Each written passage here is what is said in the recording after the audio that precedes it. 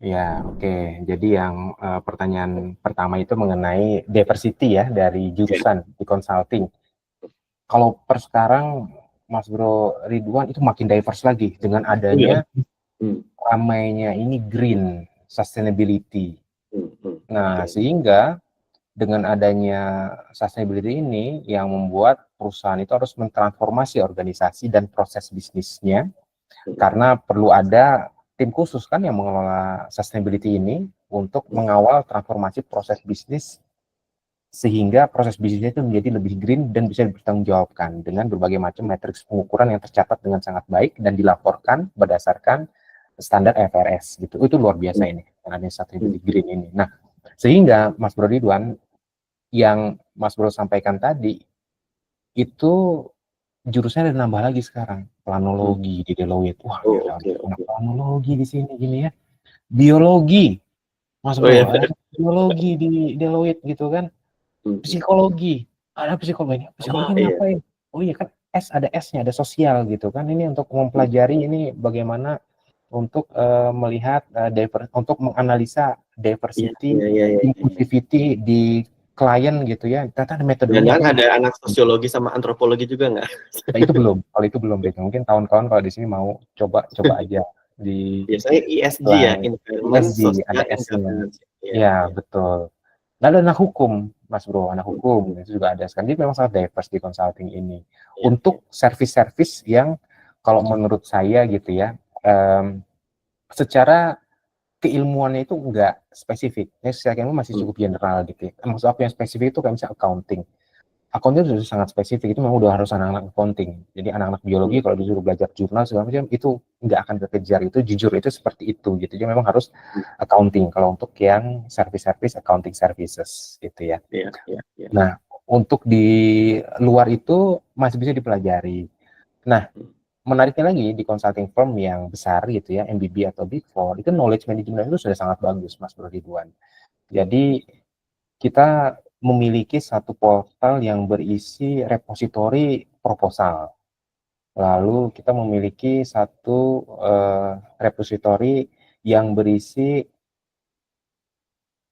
daftar-daftar SMI gitu ya yang bisa dihubungi setiap saat gitu ya. hmm, hmm, Lalu kita juga bisa memiliki akses dengan terusnya meminta izin gitu ya, deliverables dari proyek-proyek yang sama sebelumnya hmm, gitu ya kan. Nah itu tuh sudah sangat dikelola dengan sangat baik sekali untuk knowledge management sistemnya, hmm, sehingga knowledge yang dimiliki oleh seseorang di Deloitte gitu misalnya hmm, ya, walaupun orang tersebut sudah resign, nah itu tuh bisa ditransfer kepada hmm, konsultan hmm. berikutnya dan bisa dipelajari dengan lebih cepat. Oleh karena Iya. itu, kawan-kawan, ketika kawan-kawan memahami fenomena ini konsultan banyak sekali yang resign, turnovernya tinggi gitu. Tapi kok consulting firmnya tetap ada aja gitu ya, malah makin grow gitu. Nah itu karena capability knowledge management sistemnya itu yang sudah dimiliki dan dikelola dengan sangat baik sekali, Mas Bro. Dan itu bahkan knowledge transfernya global ya Mas ya. Saya dulu ingat dulu, Global.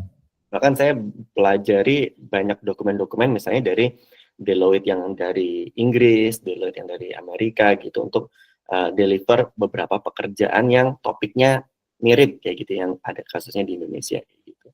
Betul. Nah, yang dicari klien juga itu soalnya Mas Bro. Jadi mereka pakai Deloitte karena mereka ingin mendapatkan pandangan dari Deloitte member firm yang lain dari negara lain gitu. Contoh dalam hal Bank Indonesia gitu misalnya ya. Mereka ingin meningkatkan efektivitas dari tata kelolanya mereka gitu. Hmm, hmm. Nah, salah satu metode untuk bisa mendesain tata kelola di bank sentral adalah benchmarking kan, Mas Bro Ridwan ya. Ya, ya. Benchmarking.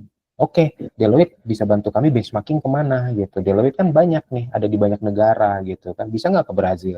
Bisa nggak ke Tiongkok gitu kan? Ya bisa, karena kan memang kita ada member firm di sana. Nah itu memang suatu competitive advantage juga kalau teman-teman nanti join dengan consulting firm yang memang sudah mengglobal Hmm, gitu. Jadi knowledge-nya itu bisa dari global gitu, teman-teman bisa dapatkan gitu.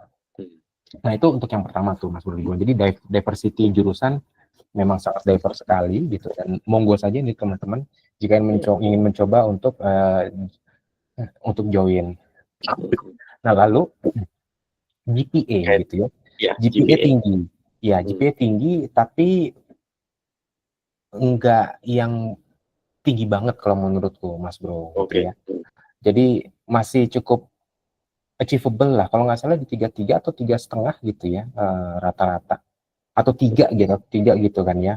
Nah, Tapi ada enggak yang plusnya gitu ya. betul, enggak yang 3,75 gitu ya, atau 3,8 gitu. Eh 3,3 atau 3,5 gitu ya. Hmm.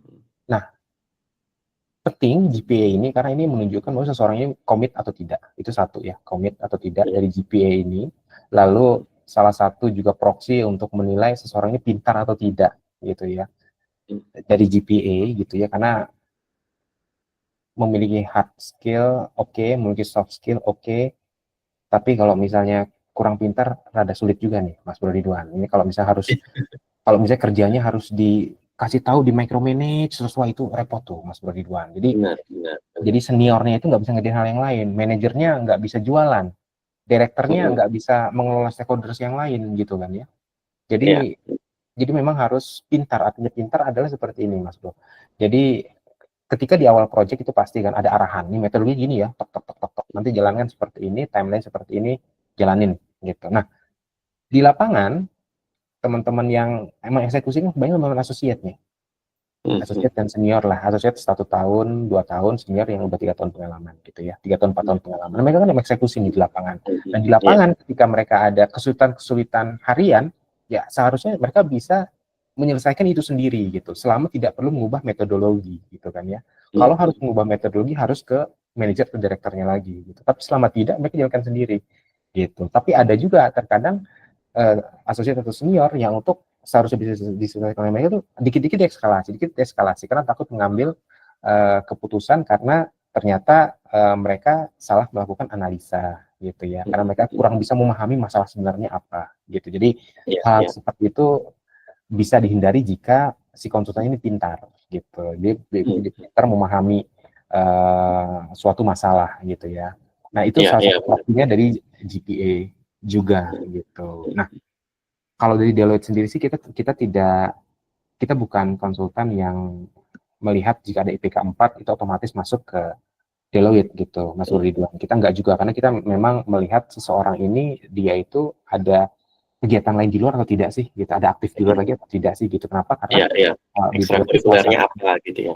betul, karena kalau di Deloitte ini kami itu mementingkan itu seseorang itu dia tidak menjadi Superman tapi super team, Mas Bro. Ya. Hmm. Gitu. Kita di super team gitu. Jadi tetap ada leadernya gitu ya, tapi leadernya ini uh, tidak menjadi kayak suatu seseorang yang benar-benar nge-keep powernya untuk dia sendiri, itu enggak gitu ya. Jadi kita ingin uh, di Deloitte ini seseorang itu bisa membangun super team. Nah, untuk bisa membangun super team, selain leadernya juga harus bisa mendistribusi power. Nah, yang di bawahnya ini gitu ya. Nah, ini mereka juga harus bisa saling bekerja sama, saling berkolaborasi gitu, sehingga bisa saling Betul, betul. mensupport. Nah, oleh karena itu kita melihat juga, kita senang gitu sebenarnya kalau misalnya ada anak-anak yang aktif di organisasi ini jadi panitia ini segala macam seperti itu, Mas Bro.